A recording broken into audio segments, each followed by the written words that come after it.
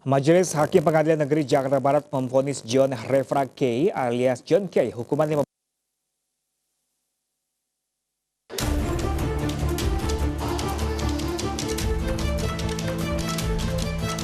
Sidang vonis kasus pembunuhan berencana anak buah Nus K, Justus Korwing Rahakbo alias Erwin dengan terdakwa John K dan 6 anak buahnya digelar di Pengadilan Negeri Jakarta Barat secara virtual. Majelis Hakim memvonis John K dengan hukuman 15 tahun penjara karena terbukti melakukan 2 tindak pidana sebagaimana diatur dalam pasal 340 KUHP tentang pembunuhan berencana dan pasal 170 KUHP tentang pengeroyokan. Menjatuhkan pidana terhadap terdakwa John Refra K, John Refra alias John K, oleh karena itu dengan pidana penjara selama 15 tahun. Menetapkan masa penangkapan dan masa penahanan yang telah jalani terdakwa dikurangkan seluruhnya dari pidana dijatuhkan, menetapkan terdakwa tetap ditahan. Vonis hakim lebih ringan dari tuntutan jaksa yang menuntut John K dengan hukuman 18 tahun penjara.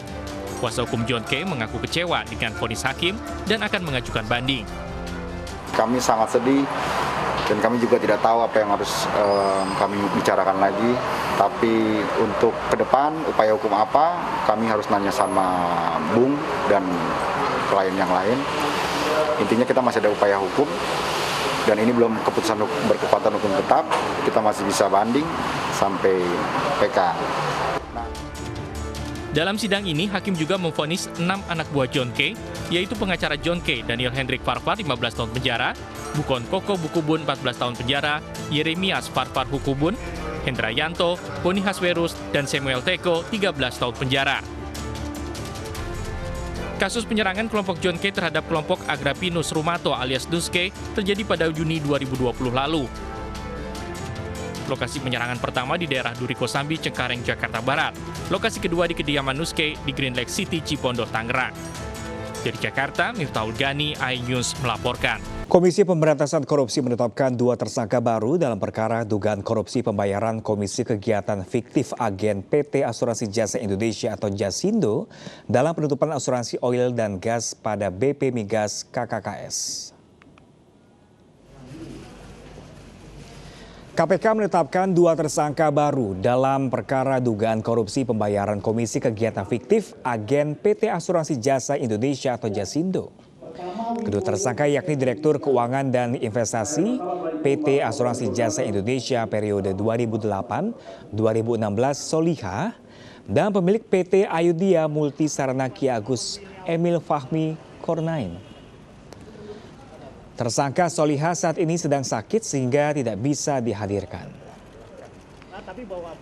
Penyidikan kasus ini merupakan hasil pengembangan dari perkara yang menjerat Direktur Utama PT AJI atau Jasindo periode 2011-2016 Budi Cahyono.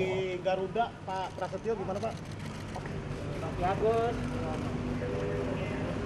Yang pertama adalah KEFC, pemilik PT AMS. Yang kedua adalah SLH, pensiunan BUMN, Direktur Keuangan dan Investasi PT AJI, Persero tahun 2008 sampai dengan 2016. Tim penyidik KPK telah melakukan pemeriksaan dan meminta keterangan para saksi yang setidak-tidaknya kurang lebih 46 saksi dan kita KPK telah menemukan alat bukti yang cukup, maka terhadap tersangka patut diduga telah melakukan suatu tindak pidana.